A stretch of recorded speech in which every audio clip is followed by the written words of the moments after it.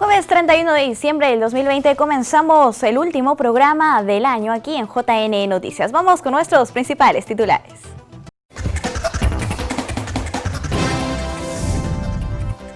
JNE exhorta a partidos a presentar recursos en plazos establecidos por ley y el reglamento de inscripción de candidatos. OMPE realiza capacitación virtual para los jefes de sus oficinas descentralizadas con miras a elecciones generales 2021. El 10 de febrero será fecha límite para la publicación de listas de candidatos y fórmulas presidenciales admitidas para comicios generales. El Jurado Electoral Especial de Lima Centro 2 exhorta a los partidos a presentar recursos en plazos establecidos. Para ello precisó que deben respetar el tiempo fijado en el reglamento de inscripción de candidatos del Jurado Nacional de Elecciones. El Jurado Electoral Especial Lima Centro 2 exhortó a los partidos políticos a presentar los recursos que se deriven del procedimiento de inscripción de candidatos al Congreso de la República de su jurisdicción, dentro de los plazos establecidos en la normativa electoral vigente, a fin de que no sean desestimados por extemporáneos. Así, se indicó que las organizaciones que requieran efectuar subsanaciones ante las observaciones del Jurado Electoral Especial Lima Centro 2 o interponer apelaciones y recursos de queja ante los pronunciamientos del colegiado, deben hacerlo dentro del tiempo fijado por el reglamento de inscripción de fórmulas y listas de candidatos para las elecciones generales y de representantes peruanos ante el Parlamento Andino 2021 del Jurado Nacional de Elecciones. El colegiado electoral señaló también que dichos procedimientos se llevan a cabo conforme a los horarios establecidos por este órgano electoral, de lunes a viernes de las 8 de la mañana a la 1 de la tarde y de las 2 de la tarde hasta las 4 de la tarde, mientras que los sábados, domingos y feriados los hace de 8 de la mañana a 2 de la tarde. El Jurado Electoral Especial Lima Centro 2 precisó que todo recurso interpuesto fuera del horario señalado será considerado como realizado al día siguiente, por lo cual podría devenir en extemporáneo. La Oficina Nacional de Procesos Electorales publicó la lista de 198 medios de comunicación que difundirán la propaganda electoral de los partidos políticos y alianzas electorales en estas elecciones generales. 198 medios de comunicación son los seleccionados para cumplir con la difusión de la franja electoral que todos los partidos políticos y alianzas electorales utilizarán de manera gratuita para llegar así a sus votantes en estas elecciones generales 2021. La Oficina Nacional de Procesos Electorales indicó que casi 300 medios se inscribieron para formar parte de esta lista y que las seleccionadas ahora conforman el registro de proveedores que integrarán el catálogo de tiempos y espacios disponibles para la contratación de publicidad en radio, televisión y redes sociales. Cabe recordar que la franja electoral es el espacio en radio y televisión y redes sociales de propiedad privada y del Estado que difunde la propaganda electoral de forma proporcional por cada organización política. Y destacamos que esta franja electoral se difundirá del 10 de febrero al 8 de abril del 2021, entre las 6 de la mañana y las 11 de la noche. La OMPE informó que cada partido político o alianza electoral deberá elegir los tiempos y espacios disponibles en el portal digital de financiamiento Claridad. La Oficina Nacional de Procesos Electorales aprobó los diseños de cédulas de sufragio para las elecciones generales 2021 y una eventual segunda vuelta. Veamos los detalles a continuación. La Oficina Nacional de Procesos Electorales aprobó el diseño y las especificaciones técnicas de la cédula de sufragio para las elecciones generales del 2021. En ese sentido, se aprobó la cédula de sufragio para la elección del presidente de la República y vicepresidentes, congresistas de la República y representantes ante el Parlamento andino. Es un diseño publicado de 25 por 28 centímetros, tiene la parte de presidente, la parte de congresistas y la parte del Parlamento andino. la forma de marcar en esta cédula de sufragio indica las instrucciones de acuerdo al tipo de elección que es. Marque con una cruz o un aspa dentro del recuadro del símbolo o fotografía del candidato en el caso de presidente. En el caso de congresistas es marque sobre el símbolo y, si desea, en el lado del voto preferencial hasta 2 veces. Igual para el Parlamento andino. Esta es la cédula que se está publicando o el diseño para la primera vuelta electoral. Así también se aprobó el diseño de cédula para una eventual segunda vuelta electoral el 6 de junio. Es el diseño tanto para la que es el presidente y vicepresidente para la segunda elección general, ¿no? Donde va a estar el símbolo y la fotografía del candidato para que el elector pueda votar el día de la segunda elección presidencial. Recordemos que en esta elección todo es manual, la votación es manual. La presentación de las cédulas de sufragio se llevó a cabo en un acto público en la sede principal de la OMPE y recibió la conformidad del personal de fiscalización del JNE. En el marco de las elecciones generales 2021, ciudadanos, partidos, encuestadoras y entidades públicas podrán acceder a la plataforma SIGE electrónico para realizar diversos trámites.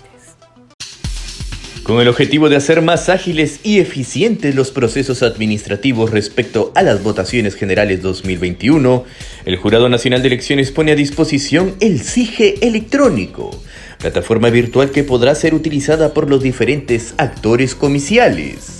A la herramienta digital podrán acceder los ciudadanos, partidos políticos, entidades públicas y encuestadoras para efectuar diversos trámites.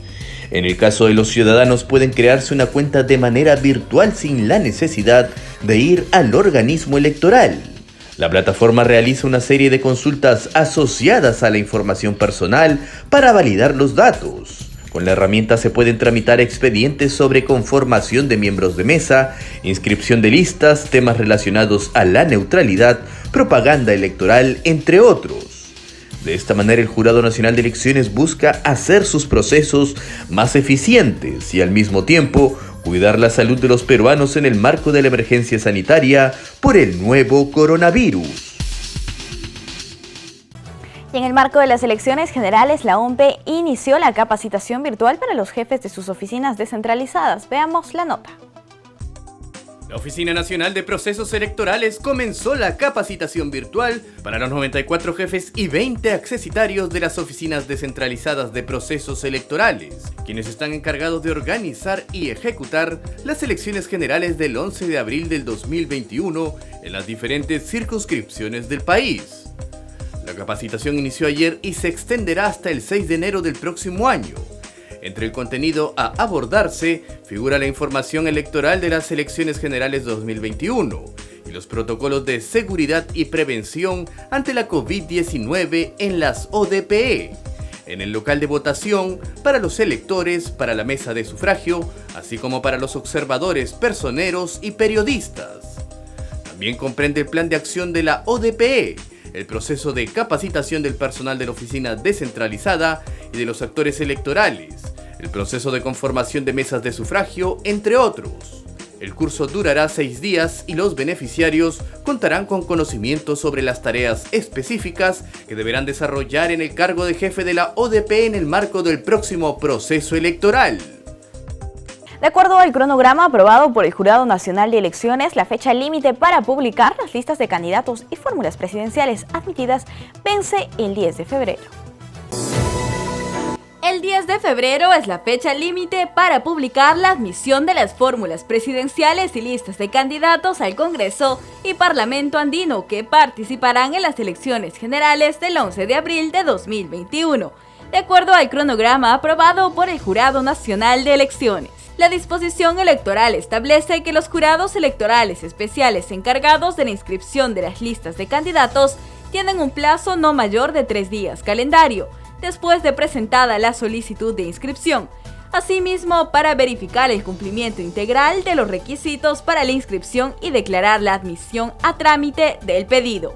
Si el pronunciamiento es inadmisible, el personero legal de un partido político puede subsanar las observaciones advertidas en un plazo de 2 días calendario, contadas desde el día siguiente de la notificación. En tanto, si la resolución es admitida a trámite, se publica la lista de candidatos o la fórmula presidencial para dar inicio al periodo de tachas contra toda la lista o un candidato, dentro de los 3 días calendarios siguientes a la publicación. Las resoluciones de los jurados electorales especiales pueden ser apeladas ante el Jurado Nacional de Elecciones. El cronograma electoral establece el 12 de marzo como fecha límite para la resolución de tachas, así como para la exclusión de candidatos por observaciones en su hoja de vida y para el retiro o la renuncia de una candidatura. Y es momento de hacer una pausa aquí en JN Noticias. Volvemos.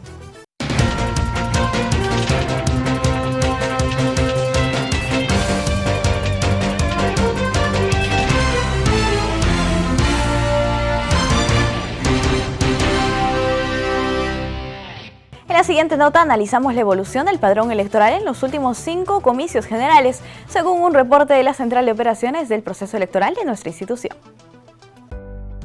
El padrón electoral es la relación de ciudadanos habilitados para sufragar en una elección. El Jurado Nacional de Elecciones, en uso de sus facultades, aprobó el padrón para las elecciones generales 2021, el cual está compuesto por un total de 25.287.954 electores peruanos residentes tanto en territorio nacional como en el extranjero. Este proceso electoral es particular, pues se realiza el mismo año en el que celebramos 200 años de independencia del Perú, y una vez más se hace crucial la participación de todos y todas en las urnas, para elegir a las autoridades que ejercerán sus cargos durante el periodo 2021-2026. Estas son las 5ª elecciones generales convocadas de manera consecutiva en nuestro país durante los últimos 20 años de vida democrática. Nuestro padrón electoral ha aumentado en más de 10 millones de peruanos, lo que se traduce en un incremento del 69,74%. Teniendo como base las elecciones generales del 2001.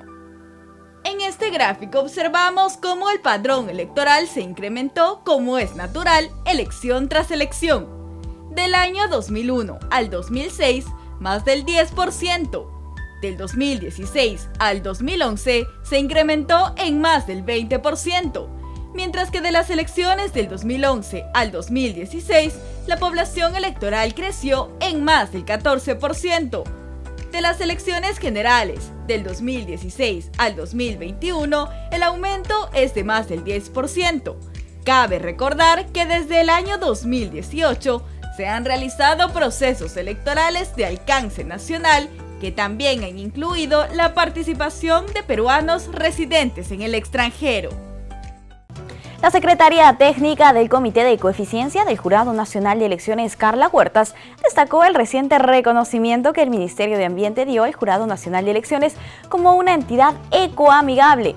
Un reconocimiento que enorgullece a toda la familia del ente electoral y que se da por 2º año consecutivo. Como un logro que premia el compromiso del Jurado Nacional de Elecciones con el medio ambiente, destacó Carla Huertas, secretaria técnica del Comité de Coeficiencia de la institución, el reciente reconocimiento que el Ministerio del Ambiente dio al ente electoral, considerándolo como una institución pública ecoeficiente. En esta ocasión hemos recibido el reconocimiento a la 2ª etapa como modelo de institución pública ecoeficiente, la cual hemos obtenido 3 menciones, uno lo que es institucionalidad, cultura y medidas técnicas operativas, además de un reconocimiento especial por el cumplimiento de estas 3 menciones como modelo de institución pública ecoeficiente. Asimismo, la entidad electoral obtuvo las menciones Cultura de la Ecoeficiencia y Medidas Técnico-Operativas para sus sedes de Jesús María y del Cercado de Lima. Para esto se ha tenido que implementar diferentes gestiones, actividades a nivel transversal, para lo cual ha sido necesario el impulso y el apoyo tanto de la alta dirección, jefes, directores, colaboradores, personal. En realidad es un trabajo en conjunto, puesto que estas actividades se reflejan en la generación de las actividades que realizamos de manera diaria como institución pública.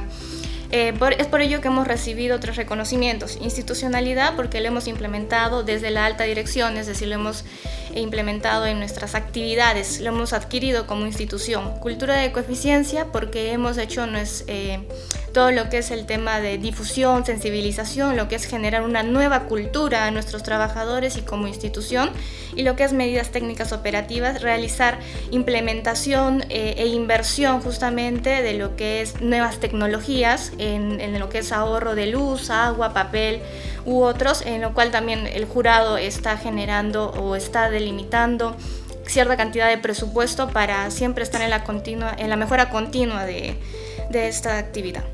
El reconocimiento del MINAM al JNE, entregado por el titular de este portafolio, Gabriel Quijandría, se brinda por segundo año consecutivo.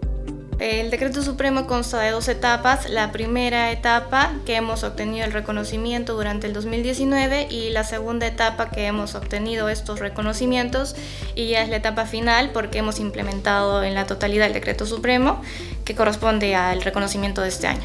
En ese sentido, el Jurado Nacional de Elecciones destacó por implementar diversas actividades como calidad de aire interno, eficiencia energética, proyectos de reciclaje, oficinas sin papel, informática verde y más. El ex magistrado del Pleno del Jurado Nacional de Elecciones, Raúl Chanamé Orbe, exhortó al Colegio de Abogados de Lima a realizar sus comicios y elegir a su representante ante el Supremo Ente Electoral. El destacado jurista y ex miembro del Pleno del Jurado Nacional de Elecciones, Dr. Raúl Chanamé Orbe, destaca la importancia del quórum del Pleno del JNE en el marco del proceso electoral que está en marcha. En este contexto, el ex magistrado exhortó al Colegio de Abogados de Lima a realizar sus elecciones para votar por su nuevo representante ante el Jurado Nacional de Elecciones. Sí, esto es algo muy importante, que el gremio de los abogados de Lima tiene la responsabilidad de organizar de manera oportuna estos comicios para que de ninguna manera se vea resentido el quórum del Jurado Nacional de Elecciones en estas inminentes elecciones del 11 de abril del próximo año. Chanamé indicó que es fundamental para completar la composición de la máxima instancia del Tribunal Electoral y de esta forma se pueda desarrollar cabalmente su labor de impartición de justicia electoral en el proceso comicial que está en marcha. Actualmente están en pleno ejercicio 4 miembros porque por razones diversas todavía el Colegio de Abogados de Lima no ha cumplido con elegir a su representante para ocupar tan importante cargo. Es importante mencionar que el periodo del anterior representante del Colegio de Abogados de Lima venció el pasado 4 de julio. Cabe precisar que la conformación colegiada y la forma de elección del Pleno garantizan la independencia e imparcialidad en la toma de decisiones de cada uno de sus integrantes. Por otro lado, hay que recordar que el Pleno del Jurado Nacional de Elecciones está compuesto por 5 miembros, de los cuales solo hay 4. CONADIS alerta a la ciudadanía que solo 2 de los 23 planes de gobierno presentados por las elecciones 2021 consideran a las personas con algún tipo de discapacidad. Luego de revisar los planes de gobiernos presentados en el marco de las elecciones generales 2021, el Consejo Nacional para la Integración de la Persona con Discapacidad, en sus siglas CONADIS, detectó que solo 2 de las 23 fórmulas de los partidos que pretenden acceder a la presidencia de la República han mencionado propuestas a favor de las personas con discapacidad. Uno de los partidos propone medidas sobre el acceso al empleo para las personas con discapacidad en su plan y otro menciona condiciones de desigualdad. Ninguno de los mencionados planes de gobierno propone soluciones, señala CONADIS. El INEI en el 2017 indicó que en el país las personas con discapacidad representaban el 10.3% de la población peruana. Es decir, más de 3 millones de peruanos y peruanas viven día a día las barreras arquitectónicas, laborales, educativas, políticas, culturales, actitudinales, entre otras, que les impone la sociedad. Se sabe que del total de personas con discapacidad, el 64.3% en edad de trabajar no contaban con empleo, el 22% no contaban con seguro de salud, el 75.8% alcanzó como máximo un nivel de educación secundaria y el 50% de las instituciones educativas no contaban con la infraestructura adecuada.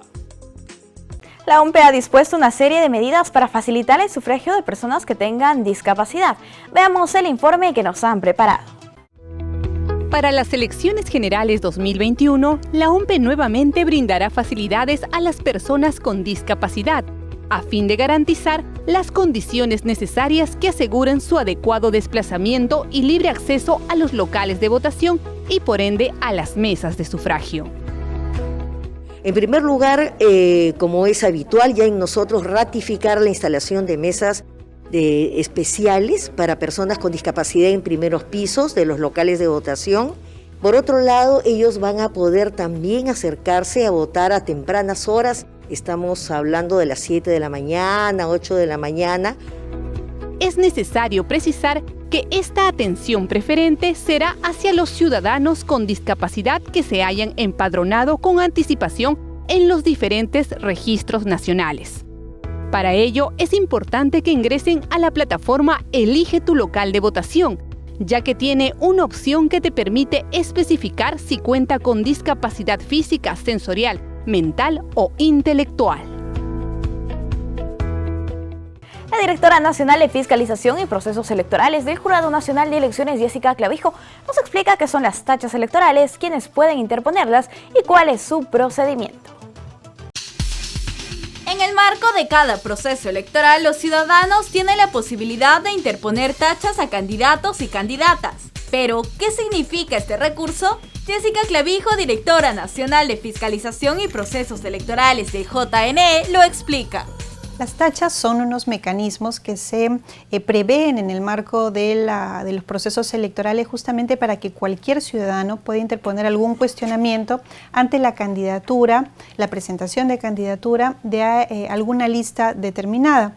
Esto se da en el marco de la etapa de inscripción de candidatos. Cuando ya están en la etapa de calificación, se tienen que presentar ante los jurados electorales especiales para el pronunciamiento de ese jurado electoral especial. Esa decisión podría ser apelable. Las tachas deben estar fundamentadas y estar acompañadas de pruebas. Asimismo, tienen requisitos y un procedimiento. El Jurado Nacional de Elecciones desarrolla en el reglamento de inscripción de candidatos las directrices acerca de cómo deben inscribirse, cuándo es que se deben presentar las tachas, en qué momento, quién es el legitimado para hacerlo y además también cuáles son esas causales de tacha, que básicamente están establecidas en la normatividad, que tienen que ver justamente con las incompatibilidades o la no observancia de la norma respecto a determinadas candidaturas. El Jurado Nacional de Elecciones actualizó la tabla de tasas en materia electoral que considera un pago de 4.300 soles en caso se requiera presentar tachas a candidaturas a presidentes, vicepresidentes, congresistas y parlamentarios andinos. Como es un trámite que se presenta ante los jurados electorales especiales, cuando se presenta el escrito debe adjuntarse también el pago de la tasa correspondiente, que es conforme a la última resolución que aprueba el Jurado Nacional de Elecciones, el monto equivale a una UIT. Es importante también tener presente de que se deben cumplir con los elementos de fondo, pero también de forma, como es el tema referido al pago de esta tasa, para que proceda además y se pueda analizar la tacha. Sin perjuicio de ello y el canal que establece el Jurado Nacional de Elecciones para las tachas, es importante también recordar que en los jurados electorales especiales, si algún ciudadano considera de que hay algún incumplimiento de la normativa electoral, se pueden presentar denuncias, las cuales son totalmente gratuitas. Serán los jurados electorales especiales quienes determinen si la tacha presentada contra un candidato procede o no. En caso el candidato o la organización política considere que este procedimiento no debe ser revisado en segunda instancia, podrá presentar una apelación ante el Pleno del Jurado Nacional de Elecciones. Les compartimos ahora un video de la Dirección Nacional de Educación de nuestra institución sobre el Museo Electoral y el recuento histórico del papel que han tenido los jóvenes en la política peruana.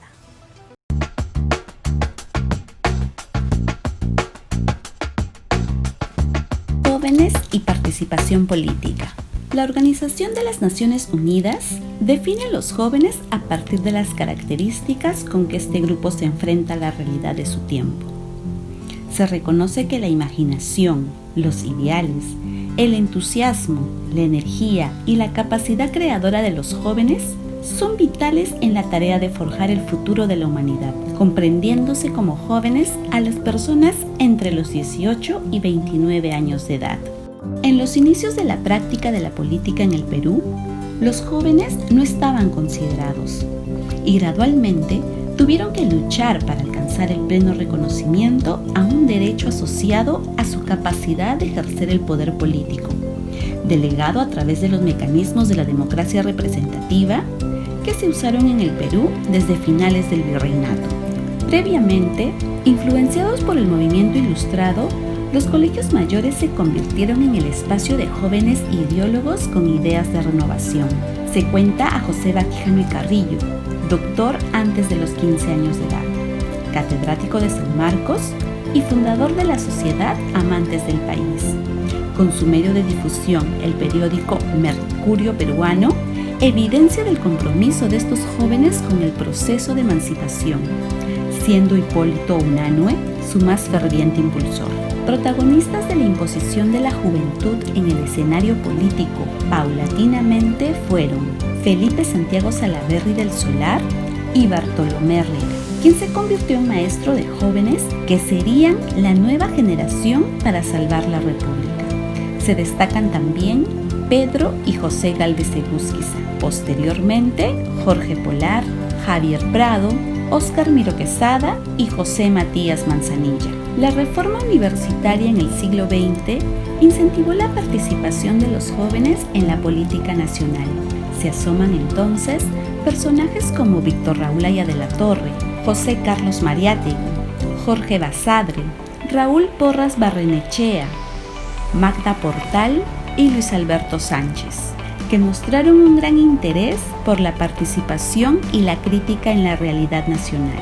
En una nueva generación destacan Sebastián Salazar Bondi, Fernando de Cislo y otros muchos jóvenes intelectuales. No estuvieron ajenas las ideas de la feminista Zoila Aurora Cáceres, que influyeron en estos cambios, con la aprobación de la Ley 12391, promulgada el 7 de septiembre de 1955, reconociendo la condición de ciudadanas a las mujeres mayores de 21 años.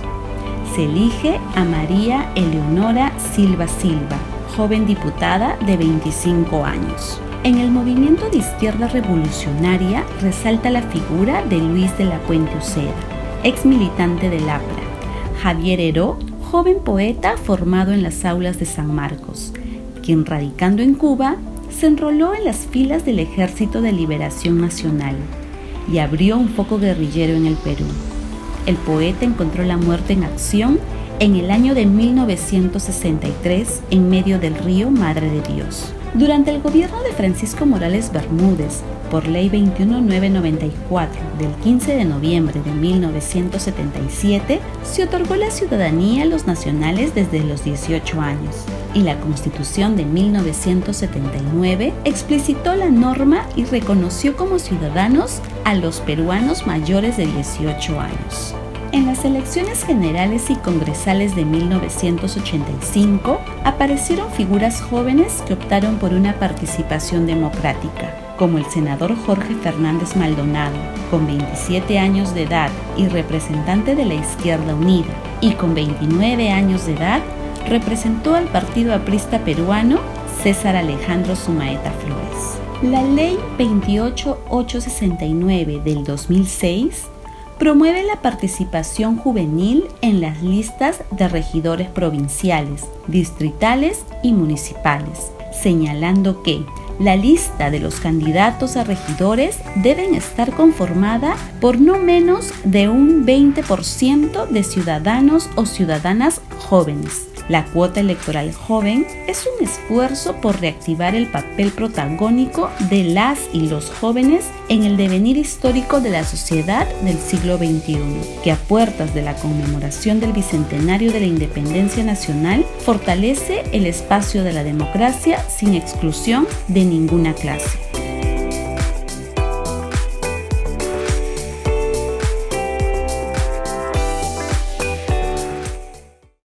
El RENIEC amplió el foro de sus locales del 40% al 50%, con el fin de que más ciudadanos puedan contar oportunamente con su DNI. También se dispuso el aumento de personal de orientación en cada una de sus oficinas para que el trámite de sus documentos de identidad pueda ser más rápido.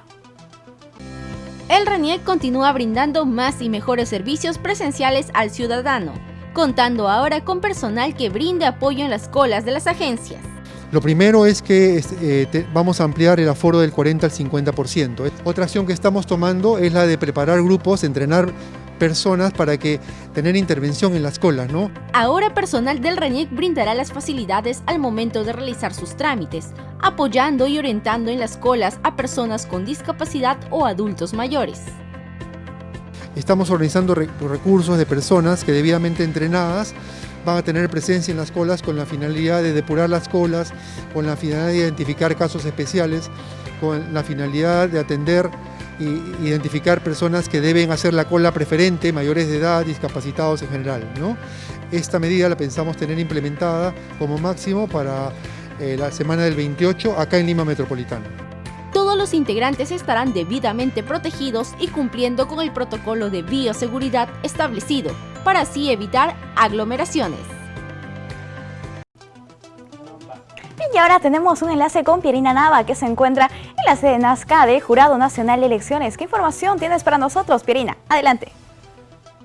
Muchas gracias, Paloma. Así es, me encuentro en el Jurado Nacional de Elecciones en su sede Nazca, donde se está realizando la campaña Toma de Prueba Serológica COVID-19 y para ello me encuentro con la licenciada en Enfermería y es Verónica Pimentel. Muy buenos días.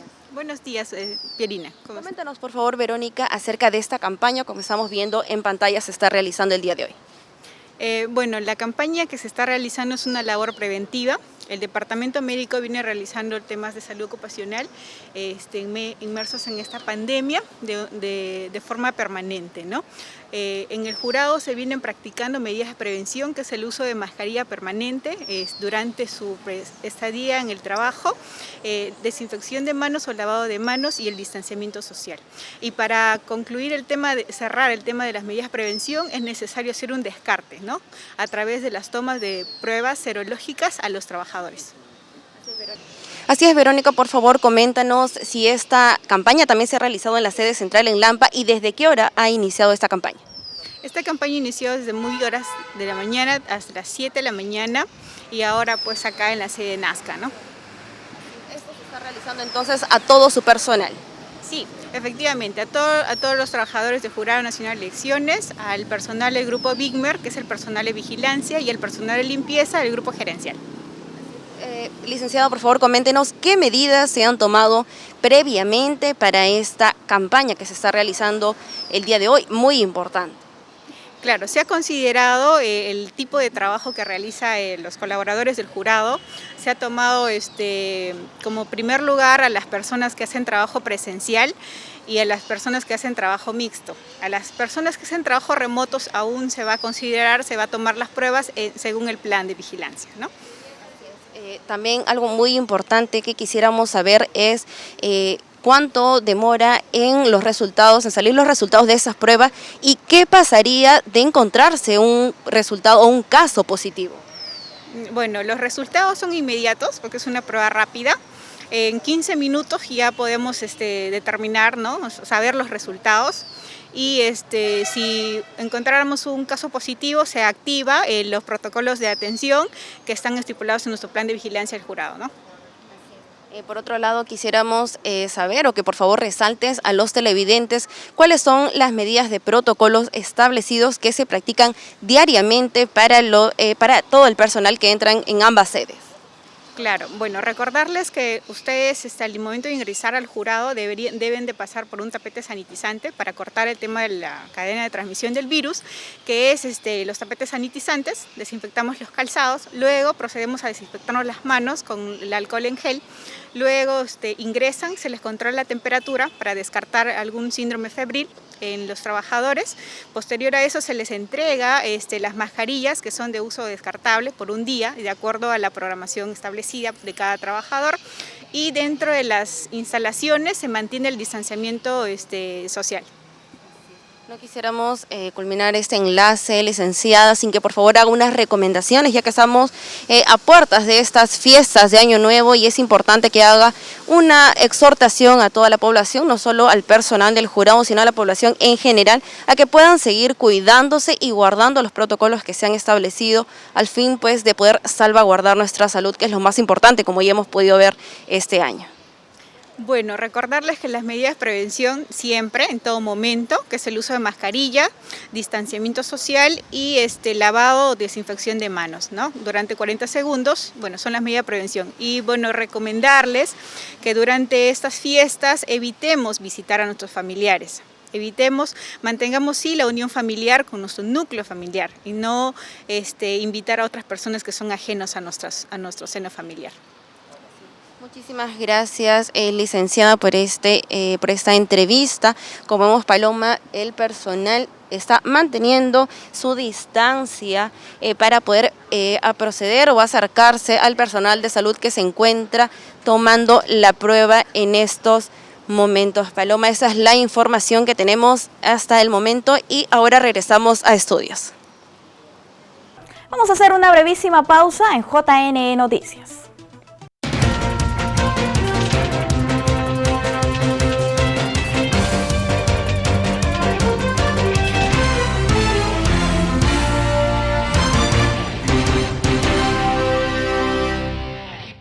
El RENIEC detectó a un hombre que se casó 8 veces con diferentes mujeres en Cajamarca. Este hecho, realizado hace unos años, gracias a la digitalización de los actos registrales, ya no pueden suceder.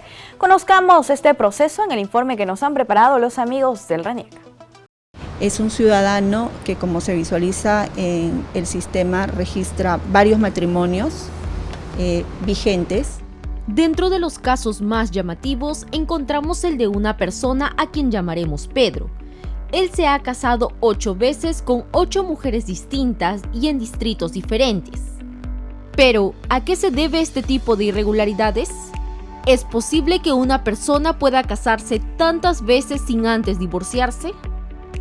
No es lo adecuado, porque para que exista más de un matrimonio debería mediar una disolución de vínculo matrimonio o que él o la contrayente esté fallecido, ¿no?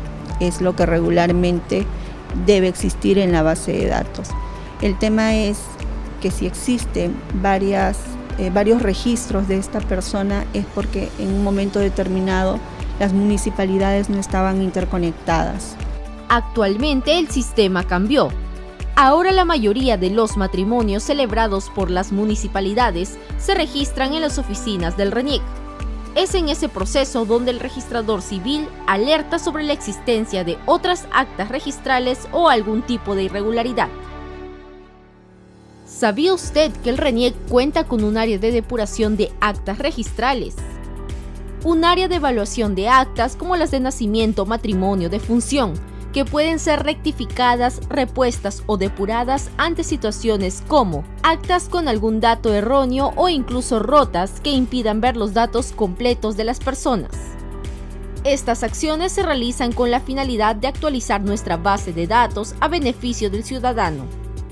Nosotros, producto de la depuración, vamos detectando los casos irregulares y vamos alertando a través de observaciones para que de parte puedan tomar la acción que corresponda, ¿no? Ahora que el RENIEC va asumiendo toda la incorporación, podemos detectar estos casos irregulares y tomar acción, ¿no? De tal manera que la parte interesada pueda hacer o aplicar o solicitar el procedimiento que corresponde, ¿no? De esta forma, el RENIEC realiza una labor de oficio, ya que no existe una solicitud previa de parte. Las actas son cargadas, evaluadas y calificadas con el objetivo de mantener actualizada la base de datos para su disposición. Tenemos ahora un informe en nuestro canal aliado TV Cosmos sobre la declaratoria de emergencia en varios distritos trujillanos por donde cruza el río Moche, cuyos niveles de contaminación son muy preocupantes. Veamos. El río Moche continúa enfermo y camino a morir a vista y paciencia de las autoridades regionales y nacionales.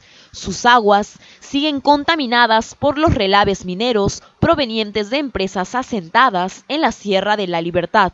Mediante el Decreto Supremo número 204/2020, publicado hoy en el Diario Oficial El Peruano, firmado por el presidente Francisco Sagasti y todo el Consejo de Ministros, declararon en estado de emergencia a 3 provincias de La Libertad por peligro inminente ante contaminación de aguas superficiales del río Moche. Las provincias son Santiago de Chuco, Otusco y Trujillo. Se trata de los distritos de Quirubilca, Agaipampa, Salpo, Poroto, Laredo, Huanchaco, Moche y Víctor Larco Herrera, todos ellos afectados por la contaminación elevada del río.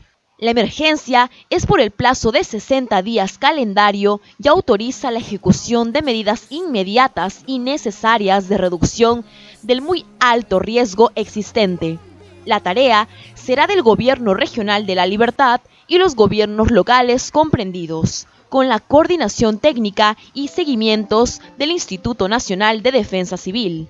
Participarán además el Ministerio de Salud, Educación, Desarrollo Agrario y Riego, Energía y Minas, del Interior, Defensa del Ambiente y demás instituciones públicas y privadas involucradas. Esta declaratoria de emergencia se habría tomado luego de que la población afectada y rondas campesinas anunciaron un paro regional para el próximo 15 de enero del 2021 por la contaminación minera que han afectado miles de hectáreas de terrenos donde se cultivan productos agrícolas como palta, piñas, maíz, caña de azúcar, entre otros, y son regados con las aguas contaminadas del río Moche, envenenando a miles de liberteños que consumen estos alimentos. Esta situación es extremadamente grave, ya que los elementos contaminantes como plomo, cobre, arsénico y demás metales pesados productos de los relaves mineros son absorbidos por ingestión de agua o alimentos contaminados y tienden a distribuirse en personas y animales, ya que esta agua se usa en el riego de productos que consumimos diariamente todos los liberteños, y lo más catastrófico es que terminan en el mar, contaminando a la fauna marina y al litoral de la región. Nuestros amigos del Ministerio de Salud nos comparten un informe sobre la necesidad de priorizar la salud mental en estos tiempos de pandemia. Vea con atención.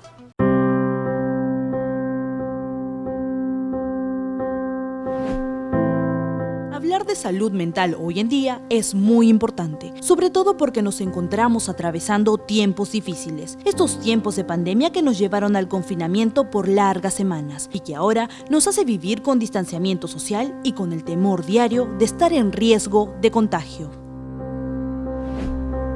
En el Perú, como en todo el mundo, impulsamos una política para acercar los servicios de salud mental a la población, instalando en un trabajo conjunto con los gobiernos regionales y locales. Actualmente tenemos en funcionamiento en todo el país 155 centros de salud mental comunitaria, que a fin de año serán 205, y así pasaremos de 11 hogares protegidos a 41 al cierre de este año.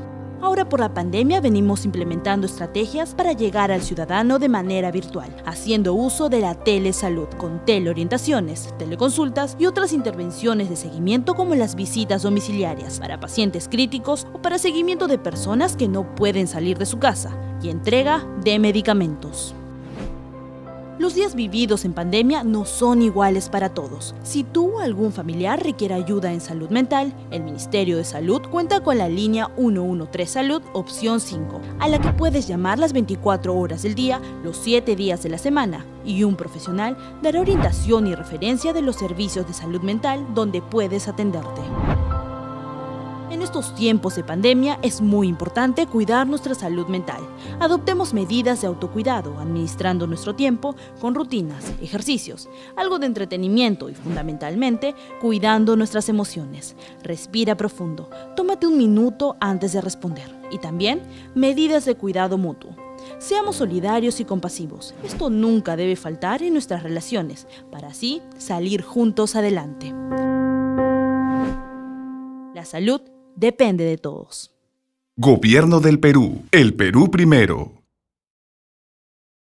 Violeta Quispe y su madre Gaudencia Yupari realizaban antes de la pandemia las artesanías conocidas como tables de Sarwa en Ayacucho. La crisis sanitaria las hizo reinventarse y ahora hacen mascarillas contra la COVID-19 con técnicas ancestrales. Veamos su inspiradora historia que forma parte de la campaña Lucha Perú que ha emprendido el gobierno. Soy Violeta Quispe y junto con mi madre, Gaudencia Yupari, a través de nuestro arte promovemos la identidad de Sarwa Ayacucho. Nosotras realizamos las tradicionales tablas de Sarwa, pero la pandemia hizo que nos reinventemos. Ahora fabricamos mascarillas que son elaboradas con nuestras técnicas ancestrales.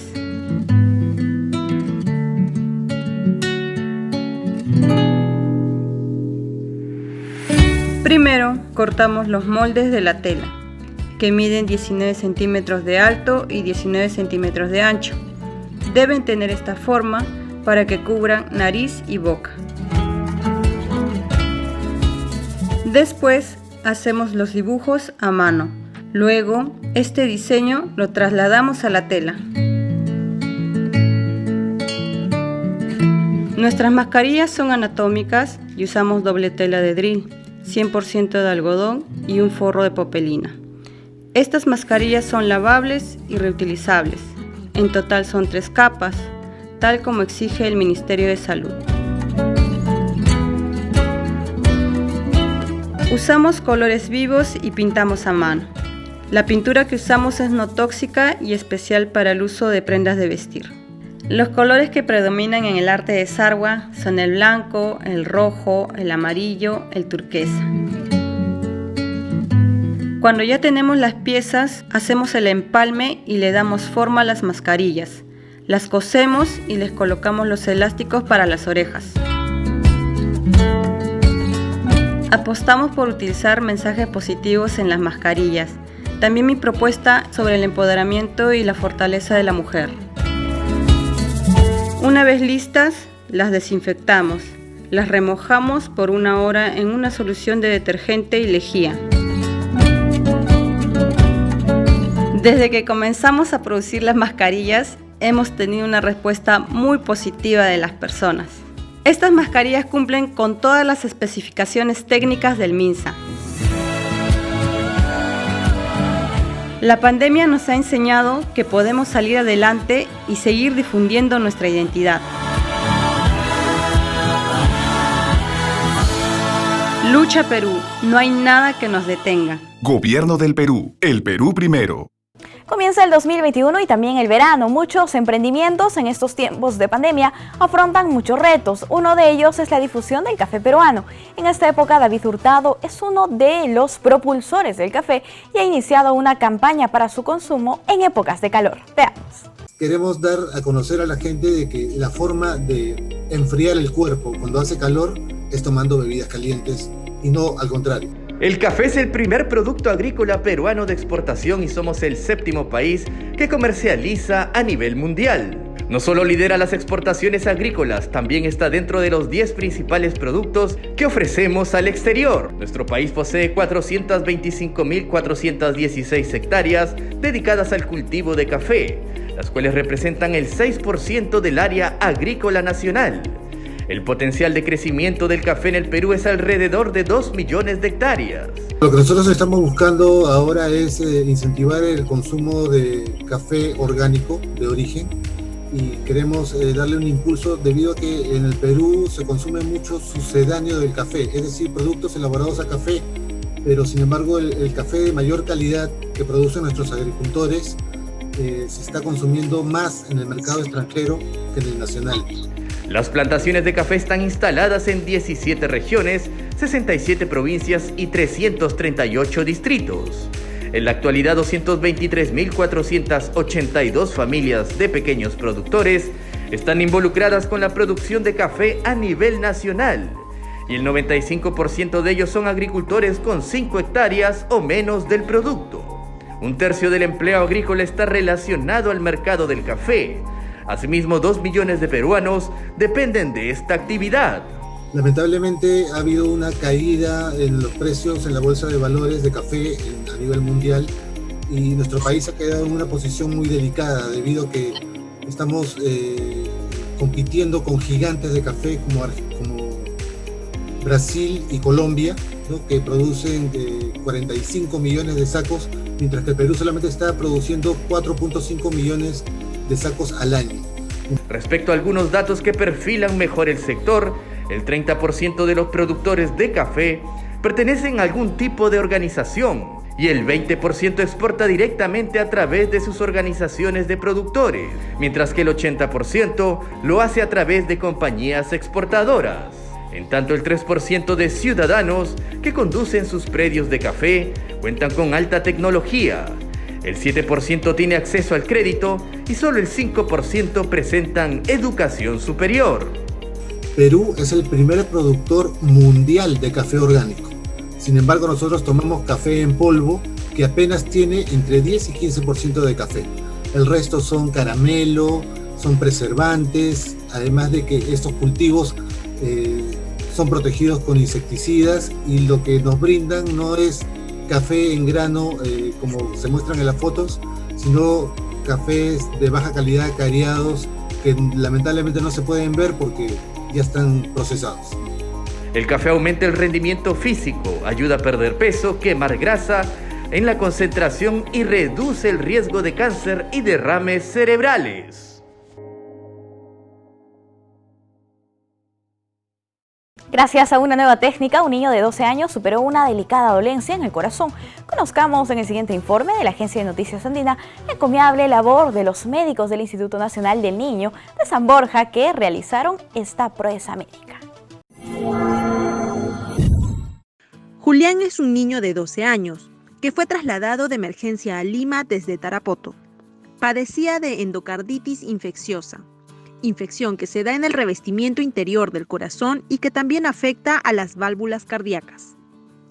Esta se produce debido a que gérmenes de cualquier parte del cuerpo viajan por la sangre y se adhieren a zonas dañadas del corazón. En su caso, Julián sufrió diversas complicaciones relacionadas con la enfermedad, en la que se vieron comprometidos el cerebro, corazón, riñones, hígado y pulmones. Debido a la complejidad de su dolencia, los médicos del Instituto Nacional del Niño de San Borja tuvieron que operarlo aplicando una técnica muy delicada e innovadora en el Perú.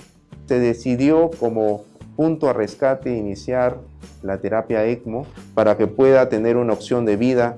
El ECMO es una técnica que lo que permite es dar un descanso tanto al corazón como a los pulmones con la finalidad de garantizar una adecuada circulación, y esto permita tener una oxigenación y una perfusión adecuada de los órganos.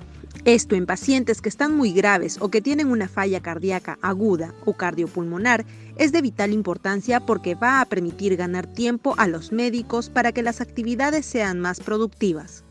Nosotros hemos empleado con éxito esta técnica por primera vez en nuestro país en una institución del Ministerio de Salud, y ha sido nuestro paciente Julián un total y rotundo éxito a esta técnica, fruto de todo el esfuerzo de un equipo multidisciplinario.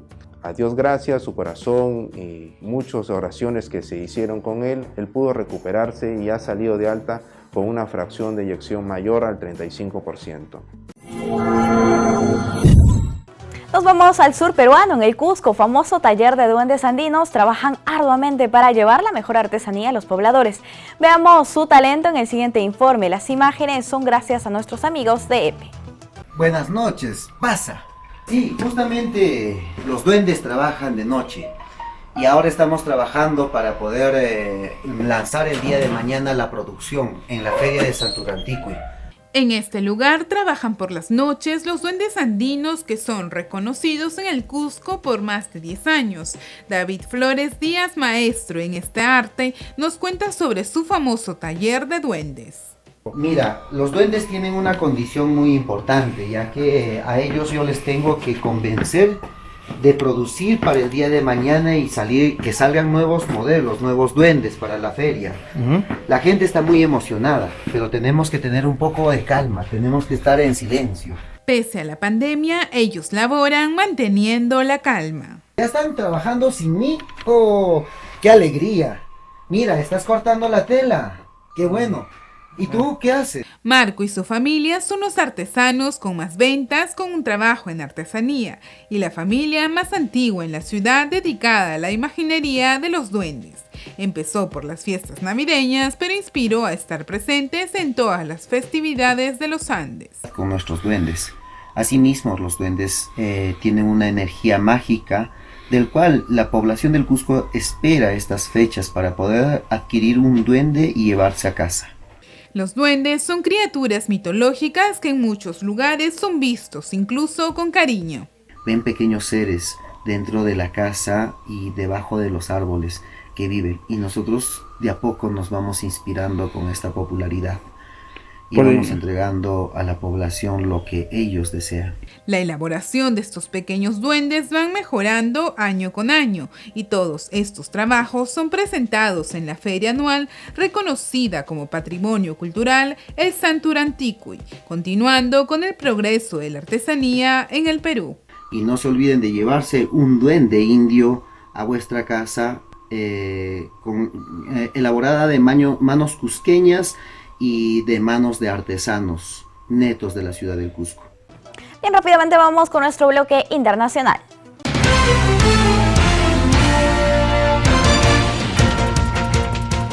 Y comenzamos este segmento contándoles que el Tribunal Supremo Electoral de Bolivia exige a los partidos políticos y candidatos el registro de sus cuentas de redes sociales. Veamos de qué se trata.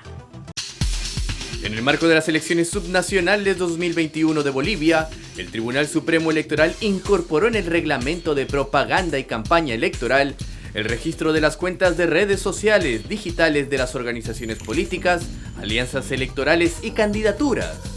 Dicho reglamento establece ahora las características, requisitos y límites de la difusión de propaganda electoral pagada y de propaganda gubernamental.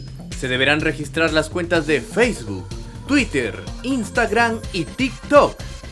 También se mencionan los mecanismos de control y monitoreo, la tipificación de las faltas electorales y las sanciones derivadas de la difusión de propaganda electoral en medios de comunicación tradicionales y en actos públicos de campaña.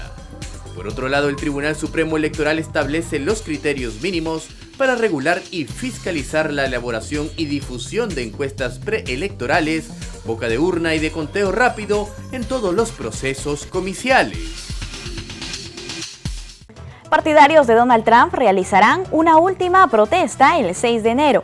El mandatario sigue con sus intentos de revertir las elecciones y poder continuar en la Casa Blanca. El aún presidente de los Estados Unidos, Donald Trump, está instando a sus partidarios a manifestarse el 6 de enero en un último intento de presionar al Congreso para que no certifique la victoria electoral de Joe Biden. Se espera que miles de simpatizantes de todo el país lleguen a la capital estadounidense para respaldar al presidente republicano que denuncia sin prueba alguna haber sido víctima de fraude en las elecciones del 3 de noviembre. La anunciada manifestación generó temores de una nueva ola de violencia después de que en la protesta del 12 de noviembre varias personas resultaran apuñaladas y decenas arrestadas. El 6 de enero, el vicepresidente Mike Pence encabezará una sesión especial del Congreso de certificación de los votos del colegio electoral presentados por cada estado que representan los resultados del voto popular. El demócrata Biden se alzó con 306 grandes electores, mientras que el republicano Trump solo ganó 232. Pero la sesión puede paralizarse si los parlamentarios de ambas cámaras presentan objeciones formales al informe de cualquiera de los estados. terminamos el noticiero. Los invitamos, como siempre, a seguirnos en los canales 44 y 516 de Movistar, así como en las redes sociales del Jurado Nacional de Elecciones y en los canales aliados del ente electoral. Los dejamos con imágenes del circuito mágico del agua en el Parque de la Reserva. Permiso.